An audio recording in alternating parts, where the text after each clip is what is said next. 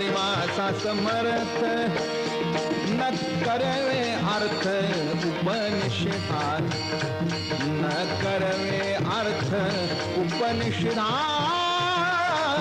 न करवे अर्थ उपनिषदात हरी मुखे म्हणा हरी मुखे म्हणा हरी मुखे म्हणा हरी मुखे म्हणा हरी मुखे म्हणा हरी मुखे म्हणा पुण्याची गणना कोण करी गणना कोण करी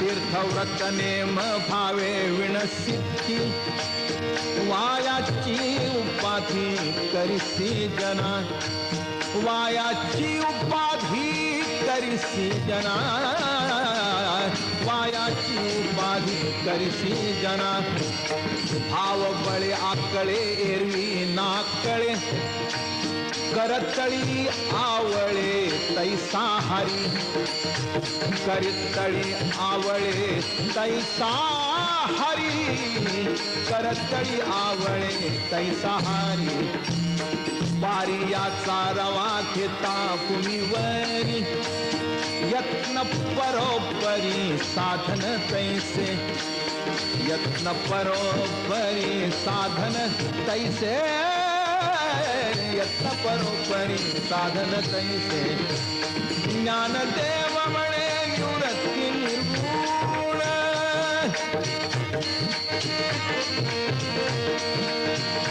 ज्ञानदेव म्हणे निवृत्ती निर्गुण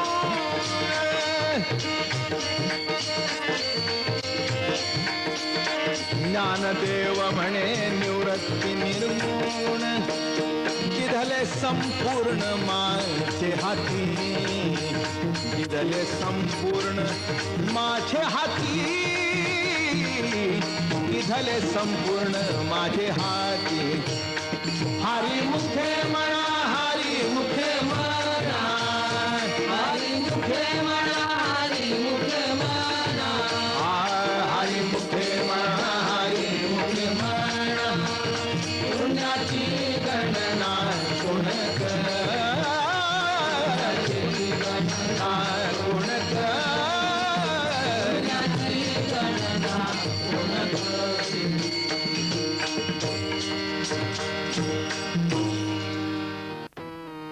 नित्य नेम नामी ते प्राणी दुर्लभ लक्ष्मी वल्लभ तया जवळी लक्ष्मी वल्लभ तया जवळी नारायण हरी नारायण हरी भक्ती मुक्ती चारी खरी त्यांच्या चारी खरी त्यांच्या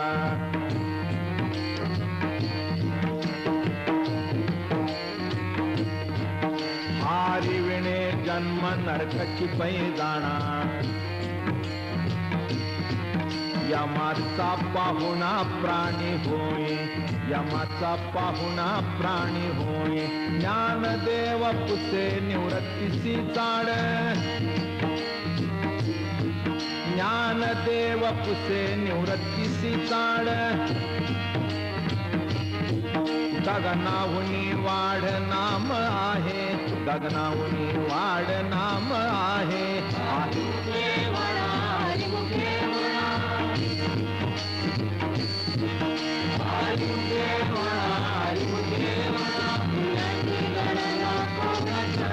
पुण्याची गणना कोण करी 5-5-3 दशकांचा मेळा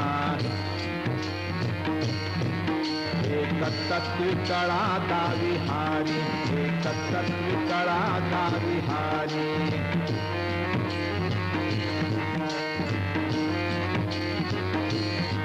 कैसे नव्हे नाम सर्व मार्गा वरिष्ठ तेथे काही कष्ट न लागती तेथे काही कष्ट न लागती आज पाजपणे उलट प्राणाचा जपणे उलट प्राणाचा येथेही मनाचा निर्धार वासे येथेही मनाचा निर्धार वासे ज्ञान देवाजिने नामिविण व्यर्थ ज्ञान देवाजिने नामिविण व्यर्थ रामकृष्णी पंथ क्रमी येला रामकृष्णी पंथ क्रमी येला हरिमुखे म्हणा हरिमुखे म्हणा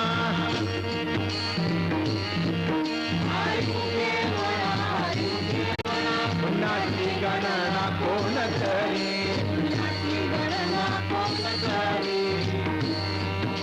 जप तप कर्म क्रिया नेम धर्म सर्वाघटी राम भाव शुद्ध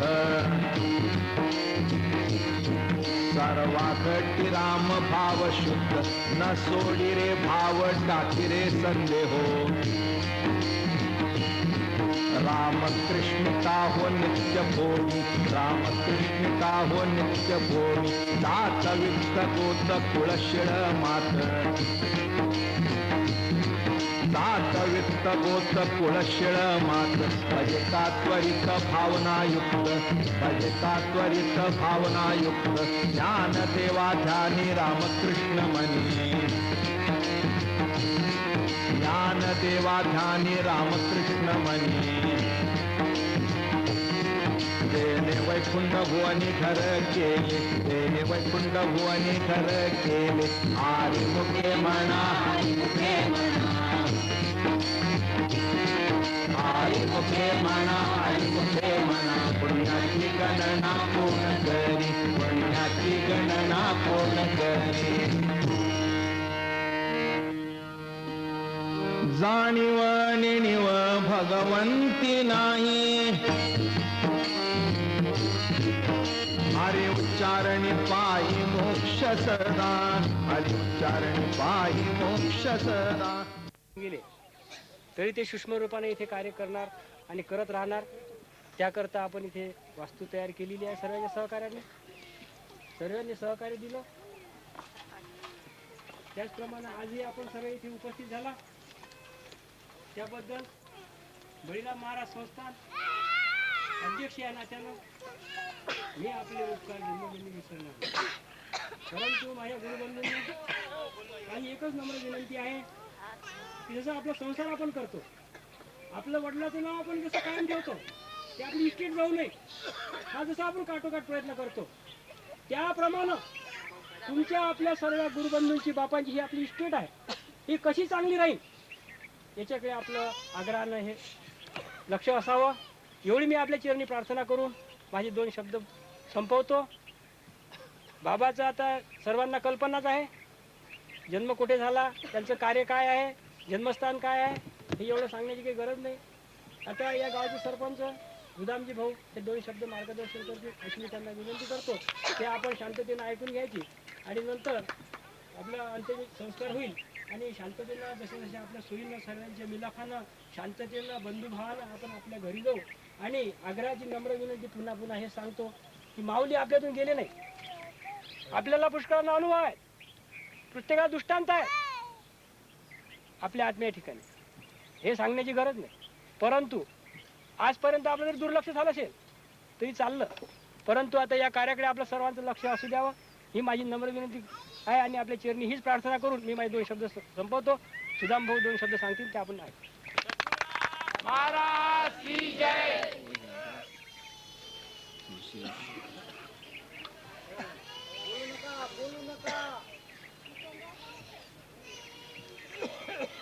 बळीराम महाराजांच्या चरणी माझा नमस्कार ठेवून उपस्थित गावकरी आणि बाहेर गावून आलेले सर्व बळीराम बाबांचे शिष्य आणि माझ्या माता भगिनींनो, जगाच्या कल्याणा संतांच्या विभूती बळीराम बाबाच्या विषयी माझ्यासारख्या पामरानं 2 शब्द सांगणं म्हणजे एवढं काही शक्य नाही. तरी पण बळीराम बाबांनी या पिंपरी देशमुख मध्ये वरणकार यांच्या घराण्यामध्ये जन्म घेऊन या जगावर भयंकर उपकार केलेले आहेत. बाबांचा जन्म या पिंपरी देशमुखमध्ये 1910 मध्ये झाला आणि वयाच्या 20 वर्षापर्यंत त्यांनी आपलं तन मन धनानं ईश्वरचरणी लक्ष अर्पित केलं आणि एक लहान परिस्थितीतून दिवस काढून त्यानंतर बाबांनी PWD खात्यामध्ये नोकरी स्वीकारली. थोडे दिवस खामगावमध्ये काढून नंतरच त्यांचं बुलढाणा येथे ट्रान्सफर होऊन त्या ठिकाणीही त्यांनी 30 वर्ष सर्व्हिस करून लोकांच्या कल्याणासाठी आपले वागडी येथील त्यांचे गुरु महाराज त्यांची जो दक्षिणा घेऊन आणि जगाच्या कल्याणासाठी भक्तांसाठी त्यांनी आपलं अमित प्रेम दाखवलं आणि लोकांना या सांप्रदायिक मार्गाकडे वळण्याचा मार्ग दर्शविला.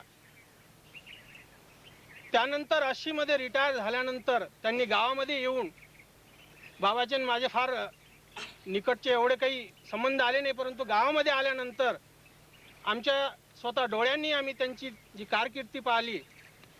त्यांच्याजवळ मतभेद किंवा जातीभेद नव्हता, लहान मोठापणा नव्हता. स्वतः आम्ही पाहिले आमचं भागवत चालू असताना आणि लंके महाराज त्या ठिकाणी त्यांचं भागवत चालू असताना त्यांना गरमी व्हायला लागली. स्वतः बाबा उठले, इतके म्हातारे होते तेव्हा पण, आणि त्यांनी स्वतः महाराजांना वारा घालायला सुरुवात केली. असे हे संत महात्मा आज जरी ते देह इथं सोडून जात असले तरी त्यांचे उपकार मात्र सर्वांवर सारखे झळकलेले आहेत. आणि आमच्या गावाचं मोठं अहोभाग्य आहे की आज आमच्या इथून हे दुसरे संत, पहिले संत आमचे नामदेव महाराज मोरखडे आणि दुसरे हे बळीराम बाबा महाराज, ज्यांनी आमच्या गावावर आणि गावावरच नव्हे तर या परिसरातल्या लोकांवर त्यांना भक्ती मार्गाने चालवण्याचा जो रस्ता दाखवला आणि त्यांच्यावर त्यांचे संकट निवार करण्याचा त्यांनी अमाप प्रयत्न केलेला आहे. म्हणून या तुमच्या या संस्थेचे अध्यक्ष टापरेबा आणि इतर सर्व भक्त मंडळी, आपण सुद्धा आमच्या गावावर भयंकर उपकार केलेले आहेत आणि त्यांचंच पुण्य म्हणून या ठिकाणी जाणारा येणारा हे ईश्वराचं मंदिर पाहतो. हे फक्त तुमच्या लोकांच्याच कृपेमुळे आणि बाबांच्या आशीर्वादामुळे हे सर्व काही घडून आलेलं आहे. म्हणून आता आपल्याला बाबांनी जरी देह या ठिकाणी ठेवून ते अनंतात विलीन झालेले असले तरी त्यांची जी आशा आकांक्षा आहे ते पूर्ण करण्यासाठी आपण सर्वांनी अशाच प्रकारचं योगदान देऊन महाराजांचं नाव अमर ठेवावं अशी मी सर्वांजवळ प्रार्थना करून आणि बाबांना 2 मिनिटं उभे राहून थोडक्यात आठवावं की त्यांना मी नंबर देईन.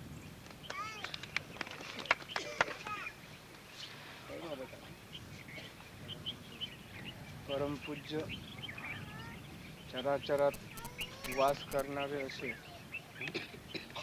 आजही बिन याच्यानंतरही सुद्धा अशी ते बळीराम बाबा परमपूज्य यांची जी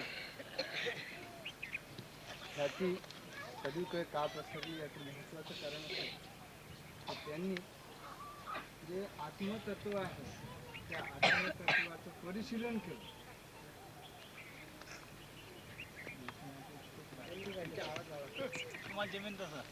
त्या आत्मतत्वाचं परिशीलन केलं आणि त्याच्याशी संयुक्त होऊन आणि जगांना योग्य त्याचं मंथन करून आणि स्वतः देहाला कितीही त्रास झाला तरी जगाच्या करता त्यांनी इतके सायस लोकांना बाह्य दृष्टीने असे दिसले तरी अंतर्दृष्टीने अशा प्रकारच्या त्यांना वेदना होत की आम्हाला काही काही वेळेस असं वाटतं की तुम्ही ह्या भानगडीत आता पडू नका. आणि असं असून सुद्धा कोणत्याही परिस्थितीची तमा न बाळगता कोणत्याही प्रकारचा भेदभाव न करता जे जे भेटे भूत ते ते मानिजे भगवंता हा भक्तियोग निश्चित जाण माझा, हे आणि माऊलीचे शब्द आणि सार्थक करून जर कोणी दाखवले असतील खऱ्या अर्थानं, तर आमच्या बळीराम बाबांनी करून दाखवले. आणि ह्याचे सर्व अनुभव, सर्व जेवढे काही यांचे संप्रदाय किंवा इतर लोक सुद्धा, जसे याच्या कक्षेत येणारे लोक जे आहेत, या कक्षेतल्या लोकांना सुद्धा त्यांनी मार्गदर्शन केलंच. परंतु जे कक्षेबाहेरील लोक जसा जसा प्रसंग आला, जसे जसे योग आले, त्यांना सुद्धा त्यांनी आणि चांगल्या प्रकारचं मार्गदर्शन केलं. याच्यापूर्वी आम्ही म्हणजे त्यांची ते निरीच्छ झाले ते, कारण आता कोणती इच्छाच राहिली नाही. महात्मा किती असला तरी जोपर्यंत देह आहे तोपर्यंत त्याच्या प्रारब्धवशात ते कार्य होण्याकरता त्याला तेवढं कार्य करण्याकरता राहावंच लागतं, ही गोष्ट खरी आहे. परंतु आता निश्चिंतीने पावलं विसावा, खुंटलिया धावा तृष्णेच्या. तुका म्हणे मुक्ती परनिली नोरी, आता दिवस चारी खेळी मिळ. यांनी मुक्तीने याच्या गळ्यात माळ घातली आणि हे आपल्यापासून मुक्त झाले. जवळच नाही तर आता जन्मबंधनापासून मुक्त झाले. ही क्रिया, ही स्थिती त्यांची झाल्यानंतर आपल्याला एक याचं प्रतीक काय आहे? याचं प्रतीक हेच आहे की त्यांच्या निमित्तानं हा आपला एवढा समुदाय जमतो आणि भगवंताचं नामस्मरण पावन घेतो, हे त्यांचं पुण्याचं प्रतीक आहे. आणि त्या प्रतीकानुरूप आम्ही एकच आपलं आता वाढवलं तर हे किती वाढेल म्हणा, किती सांगता येईल, कारण त्याला काही म्हणत. मी माझं मन अर्पण करून 2 शब्द त्यांच्या इच्छेनुरूप बोलण्याचा प्रयत्न करीत आहे. वास्तवात एखादा सूर्यासमोर हा काजवा असतो, तशी परिस्थिती होते, तरी पण 2 शब्द बोलण्याकरता मी उभा आहे. सद्गुरू माऊली यांचा मार्ग कोणता होता? बाबा नेहमी सांगत असत की हा जो मार्ग आहे, बरेचसे लोक इथं असं चर्चा करतात तेव्हा ते सांगा की हा वेदांतिक आणि सनातनी मार्ग आहे म्हणून. बाकीचे याच्यामधून निघालेले मार्ग आहे म्हणून. हा एक विषय. दुसरी गोष्ट, याचसाठी केला होता अट्टहास, शेवटचा दिवस गोड व्हावा. तुकाराम महाराजांनी म्हटलेलं आहे, आपले मरण पाहिल मॅ डोळा. ते आपल्याला दिसत असताना बाबाने असे प्रत्यक्ष प्रमाण दिले आहेत की समोर असताना ते आपलं मरण सुद्धा तो डोळ्याने पाहायचं त्यांनी दाखवलं होतं. प्रत्यक्ष पाहिलेलं आहे. कितीतरी इथे शिष्य बसलेले आहेत की बाबा मेले आणि नंतर 7-8 तासाने जिवंत चालले आहेत. हे उदाहरण त्यांनी प्रत्यक्ष दाखवले आणि सांगितलं आपले मरण पाहिले मॅ डोळा. दुसरा तुकाराम महाराज अभंग आहे, इलोकात राहून परलोकाचा व्यापार करत तुकाराम महाराज. या लोकात राहायचं, इथे वावरायचं, पण प्रत्यक्षाचा डायरेक्ट संबंध हा स्वर्गाशी असे नेहमी. त्याचप्रमाणे बाबाला भक्कमेळ बोलल्यानंतर त्यांचं लक्ष नसल्यानंतर नेहमी अनुसंधान असायचं आणि त्या अनुसंधानाच्या योगाने नंतर ते खाली येत असत, नंतर बोलत असत. माऊलीबद्दल थोरात साहेबांनी सांगितलंच आहे की त्यांच्याजवळ खरी भक्ती होती. जात पात धर्म भेदभाव लहान मोठा हे मुळीच नव्हतं. त्यांनी कोणालाही दूर लोटलं नाही. प्रत्येकावर आपल्या मुलाप्रमाणे प्रेम केलेलं आहे. आणि आजचा हा त्यांचा सोहळा आहे, तरी पण त्यांची शक्ती जी आहे ती शक्तीचे कार्य करणार आहे. बरीच संत म्हटलेलं आहे, सूर ओळखावा रणी आणि संत ओळखावा मरणी. प्रत्यक्ष दिसल्यानंतर दिसते काय लक्षण आहेत ते जाणकार लोक तर जाणून घेतात, त्या विषयात बोलायचं काम नाही. माझा आणि त्यांचा संबंध जरी तुमच्या इतका जवळचा नव्हता, जेव्हा ते आमच्या भागात येत त्यावेळेस त्यांच्याकडे जी भक्त मंडळी जात असे, मी त्या लोकांचा विचार करत असो की ही मंडळी कशा नसताना बाबांच्याकडे जाता काहीतरी महान दृष्टीने असलं पाहिजे. आणि म्हणूनच ही जी मंडळी कशात नसते ते बाबा आले म्हणजे त्यांना आत्मीयता निर्माण होते आणि बाबांच्याकडे ते जातात. महाराजांच्या बाबतीत जरी संबंध आला नाही तरी मात्र एक असं म्हणावं असेल की बलराम बाबा कसे ते सांगता येणार नाही. सूर्य कसा आहे तो सूर्यासारखा, साखर कशी आहे ती साखरेसारखीच, की ज्याला दुसरं काही सांगताच येणार नाही. असे महात्मे कसे होते तर ते त्यांच्यासारखेच होते. आपण पाहिलं की गेल्या जीवनभर आपली सर्व्हिस सोडल्यानंतर धर्माचा प्रसार व्हावा, बाह्यंगात लोक जे गुंतलेले असतील त्यांना अंतरंगात त्यांनी आणावं, एवढ्याकरता आपला देह खर्ची घातला आणि त्यांनी त्यांचा सफल व्यापार केला. आता सरली एरधार झाला सफल व्यापार. ज्याला मरण नाही, ज्याला जन्मे घेणे डबल नाही, ते अनंतात विलीन झालेले आहेत. आणि आता मात्र त्यांच्या आशा आकांक्षा काही राहिलेल्या नाहीत. आपण हे आपल्या स्वतःच्यासाठी म्हणू की त्यांचं हे राहिलेलं आहे ते राहिलेलं आहे, परंतु आपल्याला अजूनही त्या मार्गाने जायचं असेल आणि त्यांचं अजूनही जर आपल्याला चिंतन करायचं असेल तर त्यांनी जो मार्ग दाखवून दिलेला आहे त्या मार्गाने निश्चित सर्व भक्त मंडळी जातील. आणि भास्कर भाऊ टापरे यांचे कालच मला 10 वाजता पत्र आले की बाबांची तब्येत कमी जास्त आहे. तर हे सद्गुरू चरणी जेवढे इथं लोक आलेले आहेत हे सर्व सांप्रदायिक मंडळातले लोक आहेत. विस्तारानं सांगायची काही गरज नाही आहे. सर्वांना सर्व गोष्टीची जाणीव आहे. बाबा कसे होते, बाबानं गुरुवार दिवस पाहून अनंतात विलीन झाले आणि सर्वांना सद्गती दिली, सुबुद्धी दिली. आता बाबांनी ही सुबुद्धी द्यायची. बाबांचं उर्वरित जी काम राहिलेलं आहे, आता मागच्या मार्गशीर्ष महिन्यातच यांनी विठ्ठल रुक्माईची मूर्ती इथं आणलेली आहे आणि